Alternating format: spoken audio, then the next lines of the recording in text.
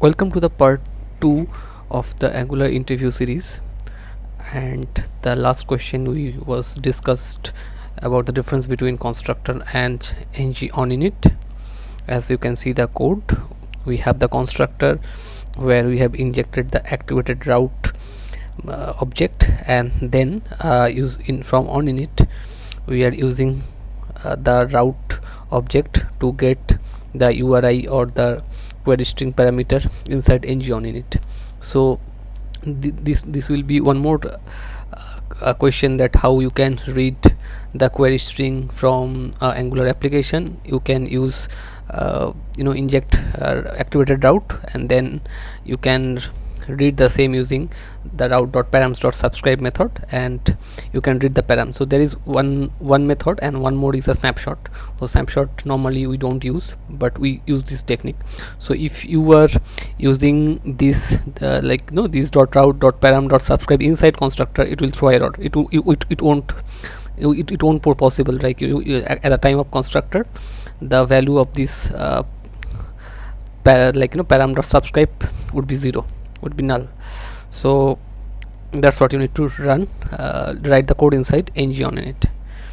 So the ninth question is the most important question, the difference between JIT and AOT. So JIT means just in time compiler, and AOT means ahead of time compiler in Angular.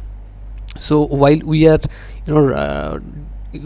building our code, or we are running our code, we normally use ng build or ng serve. So these are in development mode, whatever we are building or we are running our application, it's all just in time. So once you are done our deployment, we just save it and we can build it using ng build or ng serve. So these two types of command are called just in time compiler, and we have two more present, that is AOT or add up time. So if you are giving ng build then --AOT, it will be treated as a add up time compilation. And if we see the difference between just in time and add up time compilation, so normally just in time compiled in browser, but add up time compilation done in system. So but AOT is faster, and just in time is each file or each TypeScript file or each module is compiled separately, but in add up time is compared as a bundle. And normally just in time compilation done in a local or development environment, but for production stable build we use add up time compilation. So that is the difference. And now the most important point of Angular interview, it must be asked any of the interview, that is Angular binding. So we have one-way data binding and we have two-way data binding. So in one way is normally not asked, so ideally people should know about one way. So we have normally interpolation. So using interpolation within double bracket we can access any component value. So in that particular example you can see we are accessing app name using double second bracket, and then we can bind the event. So event binding we use first bracket, and we have bind the click property button. So that is event binding, and whatever method we are writing here, show data with event, so that show data should be there in our constructor, and we are passing the event from the HTML. So we can get the data, we can access the event data from our TypeScript file. And then we have attribute binding. So in attribute binding we can bind attribute of a HTML. So as you can see we have using third braces and binded the value in HTML. So that is attribute binding. And we have class binding. Now in class binding we can simply use double third bracket and use class to bind a class, or we can use ng class as well. So then the most important part is two-way data binding. So two-way data binding is nothing but if there is a change in controller component, it will be reflected to the view, and vice versa. If there is a change in the view, it will be directly reflected to the component. So that's what we use two-way data binding. And the no methodology that we use is ng model. So you need to remember this syntax, like third bracket, then first bracket, then ng model, and then you need to put the value that should be passed to a controller, and from controller we can pass the same value to the view. So that's what the example is. And let's go to the routing. So before going to the routing, one question is normally asked whether routing is necessary to run your application. Absolutely not. You can run an Angular application without adding the routing. So routing is not necessary, it's optional one. So the question normally asks is, I hope you aware of like routing definition, but the question normally asks is wildcard routing and the default routing. So wildcard routing is if we are trying to access Angular application URL, not giving any of the values, and then where route will be go. So for that, the first one, you can use the direct route, and you can give a component name, and path match, that is a pattern matching mechanism, should be full. So it will be expecting you to write nothing after the URL, then it should be navigated to student details, and the last route should be double star. So double star means if you are not giving anything, it will be go to not found component. If that doesn't match with the component, then it will be go to a not found component that you have to create. Okay, the next important question is nested or child route. So this is the most important question. So if our expectation is like we have a route where we have a student, inside we have multiple student details, like details, their stream, their grades. So for that we can use either nested route. So nested route is like you need to use children, and then you need to write your nested route properties, routes. So you can see in the code how we have handled. So here we have something called details, and id is like the optional parameter, and then the details can have like overview, specs, and the blank as well. So by that we have handled nested route.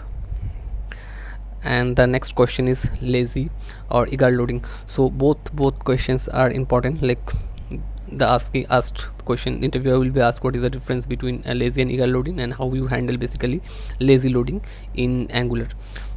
So by default, normally our Angular application is eager loading. So whatever component or pipes or directive we are writing inside our app module, it will be loaded once our application loaded for the first time.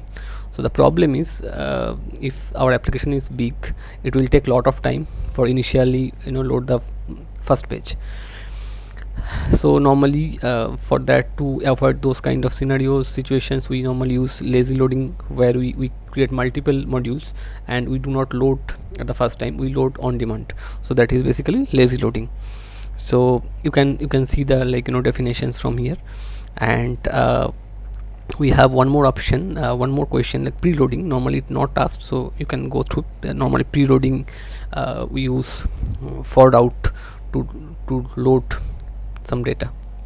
And if we are talking about lazy loading, so eager loading by default it is activated, but to enable lazy loading, we need to in routes you need to write load children, and you need to write the component name, module, then component.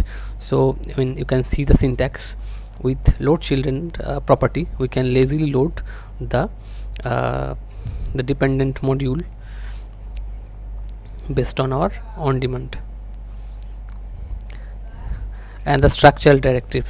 So structural directive are directive that we can manipulate DOM. So we have ngif, ng-for, and ng-switch, and else as well. So ngif, you can see ngif, like we can use ngIf, and we can use ngFor. We are iterating over a array and printing the same value, and this is a syntax for ngSwitch. So normally interviewer will be asking about ngIf with and else. So else is newly implemented, else was not there in Angular 2, so it was implemented later. So normally we are use ng template in order to implement with a local variable in order to implement ngIf and else. So interviewer will be asking from ngIf only, and it's quite possible that interviewer can also ask to write a simple ngFor loop in order to iterate over an array. Okay, so the next question is Angular forms and its validation. So normally in Angular we have two types of forms. One is template developed form, which is basically a form that is written on HTML. It's kind of simple form. And one is reactive form, a dynamic kind of form, or the complex form that we used to write in component level and we used to render it over HTML. So if we talk about the template driven form, here you can see like it is deriving from ng form, and we have a submit button which will be submit the entire form, and we have all HTML input properties, button properties, board options, and all other drop down. Everything is present, just we need to keep those things inside a form, and then we use a local variable called user login here, and that is taking the value from ng form directory, and on ng on submit we are submitting the same to the component. And that's what about a simple form called template driven form. And if we consider the reactive forms, that also called as a module driven form, and that mostly asked during the interview, we need to import the same from reactive form module, which is under Angular forms. And as you can see, there are few things, like we have form group. We need to create a form group. Form group is nothing but a form that is a collection of other element. Like here form group is a form data. This is a master form, and inside our form group we will be have the elements like email ID, password. So you can see we have form control. So for each and every field you need to declare a form control, and same will be rendered to our HTML. So entire thing you can control from the component. So if we are considering a dynamic form, suppose you want to create a form, if dynamically, load some of the properties dynamically. Suppose based on your choice, suppose if you choose your date of birth after 2000, then there certain text box will be enabled, and if your date of birth is post 2000, then some other text box or some other field will be enabled. For that kind of dynamic situation we normally use reactive forms. Okay, so that is all about reactive forms. Now Angular validation. Now Angular provides ng untouched, ng touch, ng pristine, ng dirty, ng valid, and ng invalid properties for form as well as input fields. So here I have written about the input field. So ng untouched means the input field is not yet been touched, and ng touched means the input field obviously it is touched. And the ng pristine, basically this question will ask what is the difference between ng pristine and ng untouched or touched. Pristine means the field has not been modified yet. Okay, so we need to normally check these properties, and we can write a if condition to add some classes to the input field, or you can also you can you can put a error message after your form. So in the code we can see if the name is invalid or it's not touched yet, nobody nobody typed something in the input field, then we are adding one class that is danger. So it will mark the input field as red, and then we are printing one message just after that input field is name is required. Okay, so that's what we normally handle using all these properties. Okay, now the next question is pipes. So pipes normally in Angular is not very asked frequently, but still if we need to remember, so normally we use pipes to transform any string. Like suppose if we want to print uppercase to lowercase, lowercase to uppercase, or if we want to like format a date of birth or a date or currency. So for that we normally use pipes. Okay, so that's all for this discussion. Do subscribe to my channel, and I will be giving this PDF down this description below, and I will be post the third video soon. Thank you.